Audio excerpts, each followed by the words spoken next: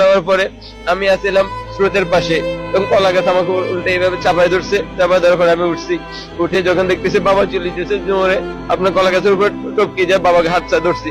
ধরার পরে বাবা ছুটে গেছে, আবার যায় ধরছি। ধরার পরে একেবারে যখন স্রোতের মধ্যে পড়ে গেছি, পানির নিচে চলে যাওয়ার পরে আর বাবার হাতটা আমি ব্যালেন্স করে ধরে রাখতে পারিনি। বাবা কলার বেলা থেকে পড়ে গেছে। তারপরে পরে কলার ভেলা সহকারে ওইদিকে চলে গেছে। আমি একটা গাছ ধরলাম, আর তো বাবাকে খুঁজে পাইতেছিল। একটা বাচ্চা মেয়ে ছিল, একটা মহিলা ছিল, আর দুইটা আমার আব্বুর সঙ্গে আরেকজন মুরব্বী ছিল, মোট 4 জন। এরা ওইদিকে স্রোতের দিকে চলে গেছে।